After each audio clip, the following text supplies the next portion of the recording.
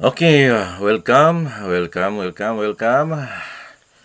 Nandito naman inyong lingkod, si Pastor Armando S. Montero ay nagbabalik sa ating munting programa, The Gospel of the Kingdom. Mga kaigsunan ko sa Ginoo, mayong adlaw sa tanan, og nining takna, magapamalandong ta sa pulong sa Ginoo, ug atong ipadayon ng atong taas-taas na gyud nga wala ko ninyo na kahimamat diya sa kahanginan. Og salamat sa Ginoo sa iyang paghatag kanato karon og dakong kahigayunan. Atong subject karon mga kaigsunan, under sa the main theme, the Gospel of the Kingdom. May tungod kini sa kining itawag nga Big Brother House of God, no? Big Brother House of God. So mga kaigsunan ko diya sa Ginoo, atong makita din sa balaan nga kasulatan kung doon na may kining padula din sa kalibutan nga nahimo kining sikat karon, kining gitawag the Big Brother House ni Kuya, o nindot kayo nga mao nga programa kay murag dunay related sa programa sa tong Ginoo, no? So sali pa ta mo padayon sa unahan, ato sang basahon ang kining gitawag nga backup nga mga verses ato ang pagmamalandong sa pulong sa Ginoo karon, no? Under sa ato ang tema nga Big Brother House of God. Pansa dili pa ta mo padayon sa unahan, shout out sa tanan nga mga kabinanter pastor or kabinanted churches, so Luzon, Visayas, and Mindanao. O happy Thanksgiving Day sa kuang migo diha sa Tagum City, Calvary Baptist Church, nga din pasalamat sila karon annual Thanksgiving. O it is sad to say nga wala ta ka participate tungod sa maong distance o kapospod sa maong financial nga bahin. So ang Dios manalangin kaninong tanan diha sa Tagum City, o happy Thanksgiving Day. So madto na ta sa pagpadayon sa unahan ganaigsoon, o gatong basahon kining teksto nasa 1 Timothy chapter 3 verse 15. But if I tarry long, that thou mayest know how to oughtest to behave thyself in the house of God, which is the church of the living God, the pillar and the ground of the truth. Dalaygon ang pulong sa Ginoo nga atong gibasa sa di palang dugay-dugang pang pasahe. Dinhi sa 2 Timothy chapter 2 verse 5. And if a man also strive for masteries, yet is he not crowned, except he strive lawfully. So mo ni ang ato ang dugukan karon mga kaigsunan matud pa sa Cebuano, ug kung ang usa ka tawo usab makigbangga sa mga dula, dili siya mapurong-purungan gawas kon siya makigbangga uyon sa mga tulumanon. So ato makita diha sa television nga adunay Big Brother House nga then padula ni Kuya kumbaga. Now sa ato ang nasabtan diri sa Biblia, adunay po'y dako kayong padula sa ato ang Ginoo nga mao ang gitawag covenant training nga diin diha sa iglesia sa ato ang Ginoo, amo ni gitawag Big Brother House of God, no? So ato nakita kaganyan, nabasa nato nga the House of God, o number 1 na siya nga gitawag nga sa 7 metaphor referring to the church. Number 1 tong the House of God ato na makita karon. O kining gitawag church sa Greek word is ecclesia, o ang meaning ni ek means out, ecclesia means called. So ang meaning sa church is a called out assembly baptized believer, kabinated together to carry out the Great Commission. Apan ang 7 metaphor nga nag-refer sa iglesia o church, mao kini ang nagkanayon mga kaigsunan. O nag-una gyud ang house of God, no? So bali ang iglesia sa tong Ginoo mo nahimong Big Brother house sa ato ang Ginoo nga naa dinha ang covenant training. Diha isalang, diha sulayan, diha ang pagpangalad ug paningkamot ug adunay lagda atong nabasa ganiha. Dili ka makapurong-purongan gawas kung magsubay ka sa maong lagda. So ang 7 metaphor sa nga nag-refer sa church, mao ni mga kaigsunan na para tong akong i-highlight sa inyo ha. Ang ikaduha, flock of God, mabasa na Luke 12:32. Ikatulo, temple of God. Ikaupat, body of Christ. Ikalima, gitawag the saints. Ang ikaunom, kingdom of God. Ang ikapito, bride of Christ. Kana siya nga mga metaphor, isa ra na ka grupo higalayson nga gitawag nga iglesia sa tong Ginoo, house of God, flock of God, templo o lawas ni Kristo kay siya man ang head, o mga balaan, no? Gitawag ang iglesia sa Corinto nga balaan, no? Santos. Lay sa tuwa kay buhi pa gitawag nagsantos. O kanang term nga kingdom of God, na mas Mateo 5:3. O gining gitawag nga bride of Christ.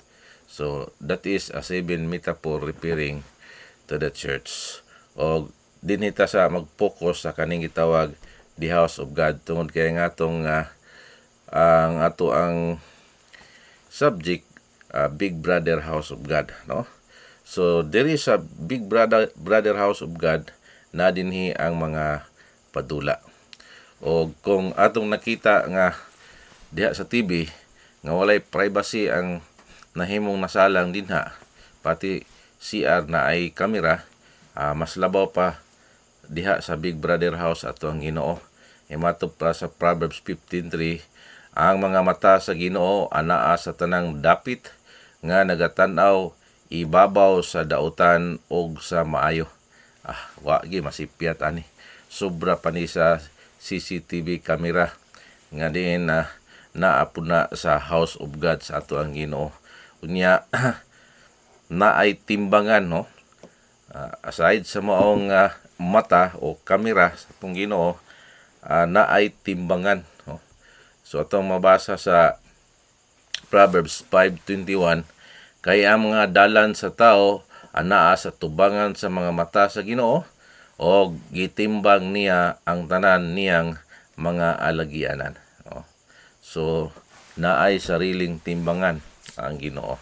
Muna nga lisod kayo tungod kaya wala gyapon tay kanang gitawag nga mataguan samtang kita ni apil sa covenant training na sakop sa tinuod nga iglesia o hubo ta sa tubangan sa Dios, o aduna unyay paghusay kay dagdag bawas man o pagpaningkamot mo na nga sa pagpangatubang unya sa judgment seat of Christ, dito ta magtigi, no?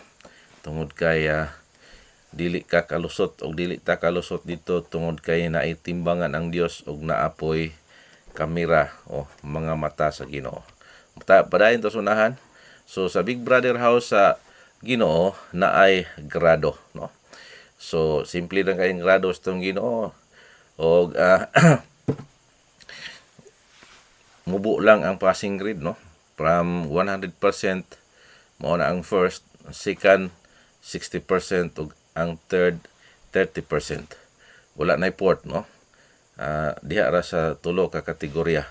Ug mabasa na sa Mateo 13:8, but other fell into good ground and brought forth fruit, some 100-fold, some 60, some 30-fold.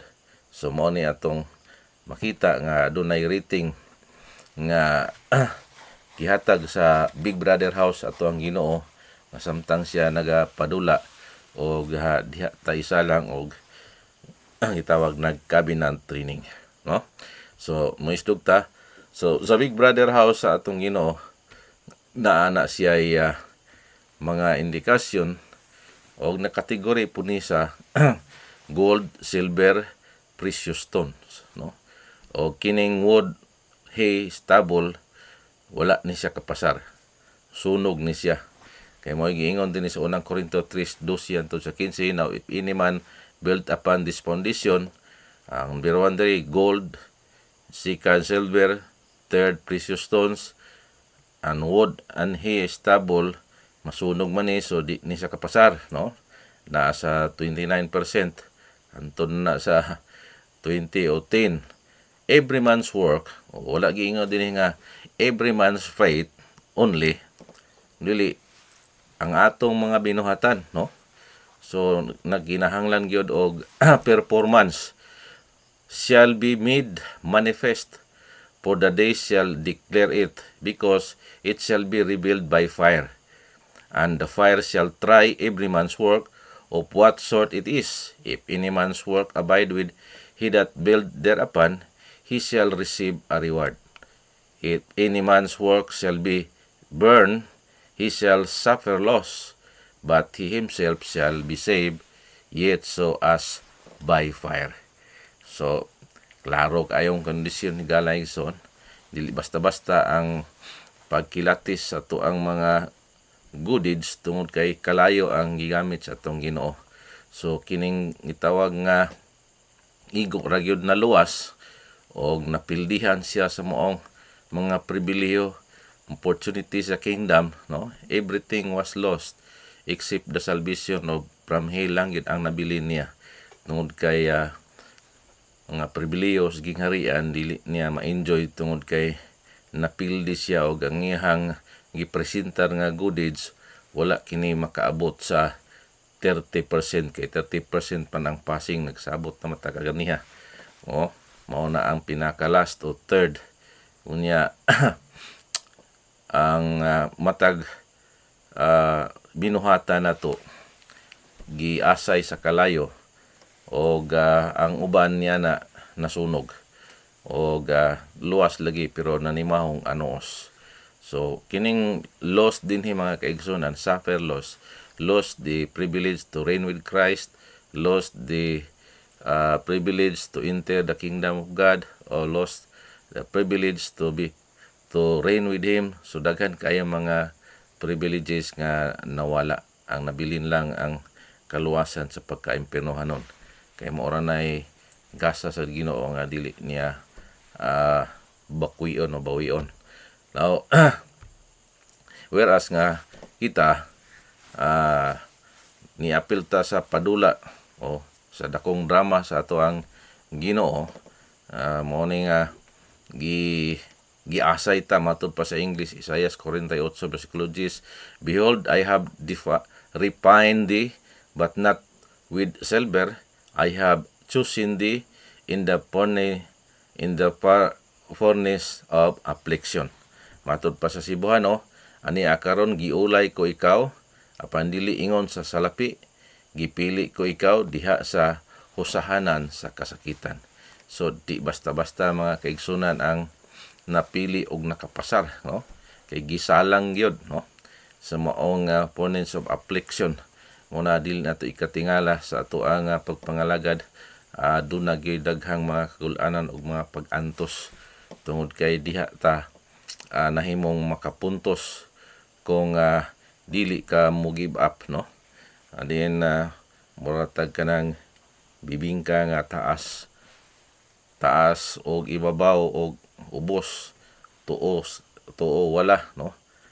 Dunay gakalayo nga mga pagsulay sa kinabuhi. So dugang pa in Galatians 6:7 to 8 matud pa dinhi, be not deceived, God is not mocked, for whatsoever a man soweth, that shall he also reap. For he that soweth to his flesh shall of the flesh reap corruption, but he that soweth to the Spirit shall of the Spirit reap life everlasting. So dinhi mga labasa ang uban nga mga Baptist nga nag-embrace lang sa to destiny unya mga usas, no. So wala nila lisod sila pag-explain ini tungod kay kini nga klase nga kinabuhi nga walay katapusan. Naghisgot kini og principle of kining gitawag sowing and reaping, no. So naadri gyud pagpaningkamot, no. Kay kung di ka makatanom og mga espirituhanon, di gi ka kaani og everlasting life.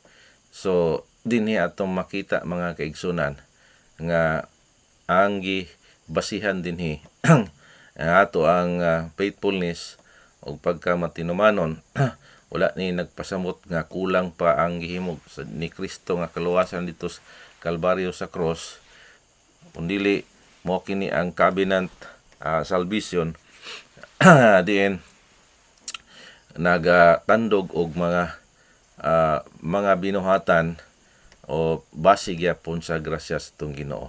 So dili kasi siawan ang Dios, no. Kung ang adunay mak sa ato ang Ginoo, makiring. So kita naman nato ang Los Angeles nga gipadadaan og kalayo. Unya unsay imong gitanom mo punay imong pag-aanihon. So dili ta ka garantiya higala igsoon nga tanang higayon ta makatanom. So walay eternal security when it comes of life everlasting. So mo na ang covenant nag-embrace gyud nga duha ka klase nga kinabuhi nga walay katapusan na kategori sa duha, no. So naay everlasting wala gikinahanglan ang atong binuhatan ug naapoy everlasting gipangita ang ato ang mga binuhatan, ang faithfulness, no. So padayon to sa unahan, Philippians 2:12-13, wherefore my beloved, as ye have always obeyed, not as in my presence only, but now much more in my absence, work out your own salvation with fear and trembling, for it is God which worketh in you both to will and to do of His good pleasure. So dinhi maglisod na po pag-explain ang mga traditional Baptist ni tungod kay usas lagi wagi kalibot wagi daw kuno ilabot ang mga binuhatan. Daghan aton nabasa kaganiya mga kaigsunan, no, nga gibase man's work, no. Wa man dito gi kuan sa unang Korinto ang binuhatan man gyud mo ay kilati sa Ginoo. Unya kini workout, no. Nabagoy workout nga dawat limpyo ra ka, no. Wa pud ni nagpasabot nga imuhaning sariling tawhanon nga mga binuhatan, dili ang kanang buot pasabot dinhi mga kaigsoon na sa verse 13, for it is God which worketh in you. So sa Ginoo gihapon ni, no. Kumbaga igo lang ta mo subay, no. Siya ang naghimo sa mong dalan, no. Si Kristo, I am the way, the truth, and the life, magyod. So ang buti pasabot din dili lang kita mo tipas, no. Kay mura man tag train nga naana ay release nga giandam, no. Pero kung molihis ang mong train, so disgrasya. Sama ra pod sa usa ka tawo nga ang Dios, no, mo'y naghimo matud pa ni work out your own salvation with fear and trembling, for it is God which worketh in you both to will and to do of His good pleasure. So iya gyapon na ang ato ang wala may ato dinhi gyapon ato makita kundi masabot ni nga buhat sa grasya. Kay kining nangalagad ta gusto na ta mosimba dili man na ato, iya man na kang Kristo gihapon. Munay wala nakuha sa uban kay nga atong mga righteousness trapo lang sa tubangan sa Ginoo. Og ang Ephesians dinhi na pod daghang nangasayop tungod kay wala kini natarong pag-translate. Imatod pa din ni Ephesians 2:8-10, for by grace are ye saved through the faith, unta ang tama, no, pero nawala na ang article di, nawala na, through faith na lang. Yun na lang kasimple. Og kining faith dinhi dili ni siya ingon nga ordinaryo nga first faith nga naghisgot ni dinhi og doktrina, no? And that not of yourself, it is the gift of God. 9, not of works, lest any man should boast. Tama man na siya. Pero dili sa 10, for we are His workmanship, created in Christ Jesus unto good works. So, wala gyapoy ato dinha, no? Pero naghisgot dinhi og good deeds nga diin base sa gitawag nga buhat sa grasya. So muna mga kaigsunan nga ang Dios gyapon ni nagpahigayon, igo ra gyud lagi gyapon ta nga magpabilin og musubay sa moong gihimo nga dalan sa ato ang Ginoo. Naanay dalan, dili ta maghimo og ato ang dalan kay di na madawat, no? Kay mga binuhat kita niya, o lantawa, nga binuhat kita diha kang Kristo Jesus alang sa mga buhat nga maayo. So manay pagkuan ni laksyon na lang ni, ha? Kay sa uban wala kunoy labot ang mga good deeds nato. Saan na lang na ang padula sa Ginoo, no? Wala di ay pulos di ay mga kaigsunan, no? Wala man na magpasabot kaluwasan sa kalag kunili kaluwasan man ni diha sa pakigsaad nga mahimo tang makauban sa Ginoo diha sa iyang gingharian. No, mo nay wala nakuha sa uban. O kini nga mao nga mga gisulti dinhi nga adunay mga binuhatan by grace through faith gyapon ni o working faith atong makita dinhi. So akong gi-research sa kining Greek Bible, inyo nakita din mga kaigsunan nga naay tun, no? Kining article D. Pero sa King James nawala na ang article D, kanang gitawag the faith, no? So akong gilantaw ang kining gitawag the faith, nihatag og meaning na sa ikaduha, strong belief in the doctrine, no, of a religion. So doktrina ang isgutan nini.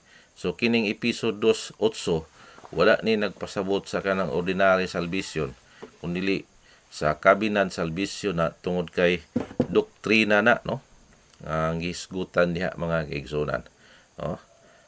Ang ordinary salvation kinahanglan mo tuo ka nga naay Dios nga buhi. So wala na, dahil period na. It is the salvation of your soul na, no? Matod pa sa Pedro, no? At the end of your faith, it is the salvation of your soul. So wala nagtandog relihiyon, wala nagtandog simbahan, wala nagtandog pagpangalagad, wala nagtandog og kanang mga binuhatan. Pero kining covenant salvation atong isgutan karon, di ni basta-basta kay wala tay assurance diri og murag kanang niapil laging Big Brother house ni Kuya diya sa Manila nga imuhang i-work out aron nga makuha nimo ang dako kayo nga premyo, no? House and lot.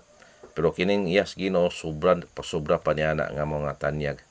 Pilipos 3:8 nasabtan gini ni Pablo, ye doubtless, and I count all things but loss for the excellency of the knowledge of Christ Jesus my Lord, for whom I have suffered the loss of all things, and do count them but dung, that I may win Christ. See? Diba? So, ang nagpadula mga kaigsunan, di basta-basta ang iyang giandam nga ganti para sa nakadaog. Muna nga si Pablo nakasabot yun siya, no? Nagtarong na yun si Pablo sa diin nga na iyang nasabtan nga ang gitanyag sa Ginoo dinha sa kanang gitawag Big Brother house sa atong Ginoo nga padula sa Dios. Gusto gyud nga Pablo nga madaog gyud niya og maangkon gyud niya si Kristo. Iyang isip nga kapilihan tanan nga accomplishment, iyahang nadaog, iya tong giisip nga mga loss of all things matud pa niya aron lang gyud maangkon niya Jesus Christ. Og nagsynchronize ni sa karaang tugon kay si Genesis 15:1, si Abraham giingna na siya daan nga I am thy shield and thy exceeding great reward. Take note, higala igsoon, walay rewards sa Biblia. That is a singular. Tungod kay nagtumbo na, nag-repair na diha sa ato ang Dios, no? Kang Kristo nga diin na maangkon nato kay siya man ang pamanhunon ug ang iglesia, ang House of God o Church of God mo ay bride kumbaga. So kung nakadaog gitawag faithful bride, mo nay masumpay sa ulo kay nakunahit niya ang divine body. So mo nay pinakasimple mga kaigsunan. So bali nahimo ang exceeding great reward, no? Si Jesus Christ imong nadaog gayud, angkon nimo siya. So Philippians 1:28, for unto you it is given in the behalf of Christ not only to believe on him but also to suffer for his sake. So klaro sa Cebuano nga ay kaniyo kini ginatugot tungod kang Kristo, dili lamang ang pagtuo kaniya kundi usab ang pag-antos tungod kaniya. So dinhi maglakapak ang mga usas, no? Walay pagtagad nila sa kanang gitawag nga binuhatan, no? Walay eternal security dinhi nga sit up tungod sa dagdag bawas. Tinuod na mga igsunan. Tungod kay na ay criteria ang Dios, na ay percentage 100, 60, 30. Ug di nimo na. Ug wala ka diha nabutang sa safety zone, peligro, no? Kulangag isa 29 di kakapasar. So na dinhi maglisod sila dinhi tungod kaya di lagi sila mo embrace sa doktrina sa covenant, no? Ilaha traditional lagi yun, pagtirang sayo na. You got it all no? Stilan, when you are saved forever and you got it all. Okay raman tanang save nga ginigitawag nga ordinary nga kaluwasan nga save from hell kay wa may mga daghang mga balaod na, pero kanang mayo got it all ay di na pwede, no? Musalang gyud ka atong nabasa ka ganiha nga isalang ka sa furnace of affliction ang makadaog ang matirang matibay mo nay makapanunod, no? Sa Hebrews 6:4-6 kay mahitungod ni adtong mga naiwagan sa makausa og nagpakatilaw sa hatag sa langit nun og nahimong mga umalambit sa Espiritu Santo. So membro na ni sa Big Brother House sa atong Ginoo. Unya nakasinati na ni siya og pagpangalagad ngani og matud pa sa sobos og nakatilaw sa maayong pulong sa Dios og sa mga gahom sa katuigan nga umalabot og unya nahulog, no? Dili na mahimo ang pagpabag-o kanila pag-usab ngadto sa paghinulsol samtang gilansang nila pag-usab ngadto sa ilahang kaugalingon ng anak sa Dios og ilahang gipakaulawan siya sa dayag. So kini na mao mga nahagbong diri mga kaigsoon, wa na nagpasabot nga maimpierno na siya, no? Na nahagbong lang siya sa pagkaulipon, sanglit na naunta siya sa kategorya nga anak sa saad o wa man siya mo padayon, no? Wa di man magmabungahon. So atong makita dinhi daghang pang sita sa Biblia nga maglisod ag harmonize ang uban na no? Hebrews chapter 10 verse 26 matud pa ni kay kung magapakasala kita sa tinuyo sa humana makadawat ang pag-ila sa kamaturan, wala nay halad tungod sa mga sala. Tinuod gina, no? Kay kabalo siya nya gituyo pa gyud niya, no? Butang nga makalilisang ang pagkahulog ngadto sa kamot sa Dios nga buhi. 38:39 apan ang akong matarong magkinabuhi tungod sa pagtuo, o kung musibog siya dili malipay ang akong kalag kaniya. Tantawa. So atong makita dinhi mga kaigsunan nga ang hinungdan dinhi dili outer force kundi dili inner force, no? Apan dili kita uban kanila nga nagsibog hangtod sa pagkawala kundi sa mga may pagtuo ngadto sa pagluwas sa kalag. So take note, it is a inner force, no? Nganong daghang na nahulog ug daghang nakatop, daghang ni drawback ni talikod ni retract og ni surrender tungod kay ang hinungdan ini sila na mismo, no, ni kalas. Ay gisulti diha sa Romans 8 nga atong makita nga walay makapahimulag ato nang mabasa karon, no? Kining outer darkness naa dinhi ang mga kining doktrina gihapon ni nga itudo ni Kristo nga kahimtang sa kinabuhi itong na-cut off, na-shut upan, no? Naa sa John 15 nga sanga nga naputol, di kayo ni nila na ma-explain, no? Kaya kanang naputol na nga sanga, imperno na daw kuno na. Na di ay kanang katawan sa Ginoo nga maimperno pa di ay, no? Hatag bawi na. Undili kanang kapungot, no? Kapungot na sa Dios tungod sa ilang pagka dili magmabungahon. Og ang Romans 11:19 to 22 ang pagkabangi sa Dios ug ang pagkamatarong sa Dios para sa mga nagpabilin. Pero itong mga sanga nga noong naputol, bangis ang Ginoo tungod kay subject na sila sa kapungot sa Dios. So ang kanunta ana nga official unta, so ni retract man nawa ni padayon, so wala niya nahit ang maong gitawag nga maghari uban ni Kristo nga officer unta ang dating. Ang kasal na shut upan tungod kay kining napulo ka mga babayeng ulay nagrepresent man sa simbahan o kining wise buang-buang din so nagpasabot na mga kaigsunan katawhan na sa Ginoo nga diin na ay nagdinanghag, careless sa ilahang pagpangalagad o wala nagandam o nasirad-an o wala maapil, makaapil sa wedding sa ato ang Ginoong Hesukristo.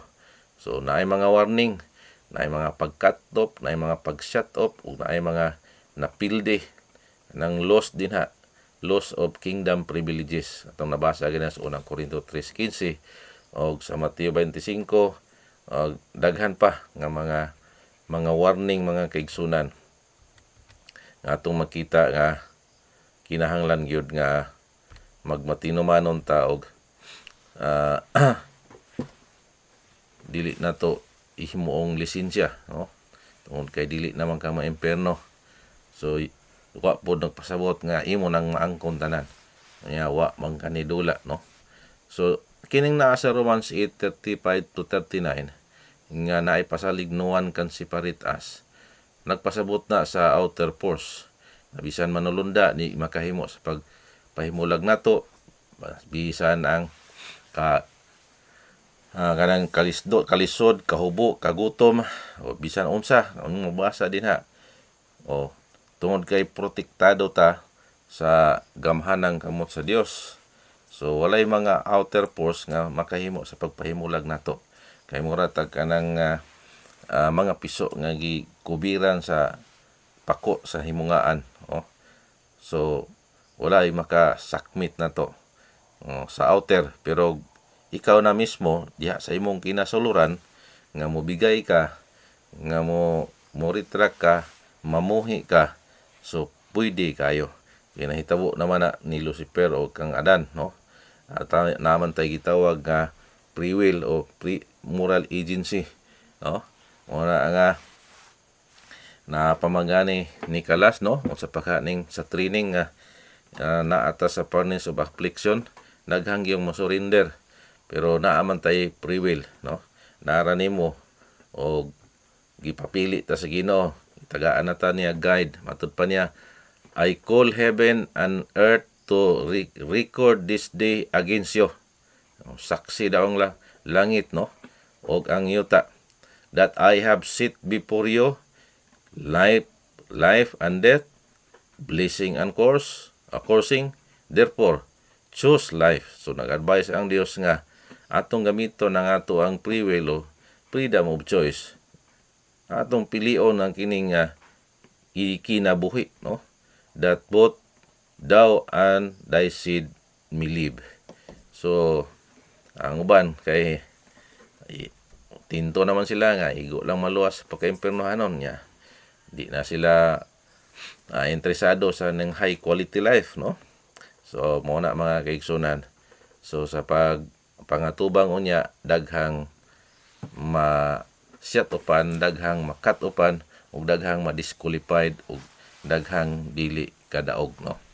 So sa mga winner take all, so mo na gina nindot kayo sa mga nakadaog tungod kay maangkon ni Kristo unya kining wala na outer o inner force dinhi tungod kay ang Jeremiah 39 to 40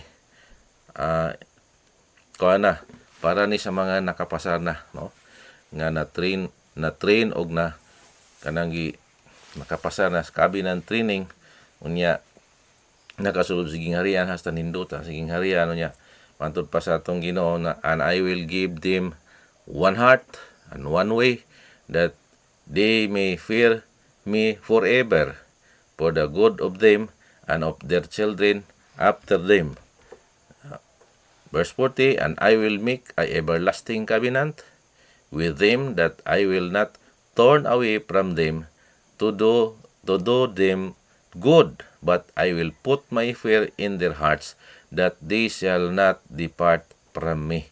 So mao na ni ang bottom line sa mga nakadaog. So wala na gyud kahigayunan nga naapay mo kalas, no? Sama ni Lucifer iyahang gipusohan ng iyang free will ani Adan pod nya magkaiguban na sa Ginoo sa kadtong nakadaog ug iyang naangkon si Kristo sama sa tinguha ni sulti ni statement ni Pablo.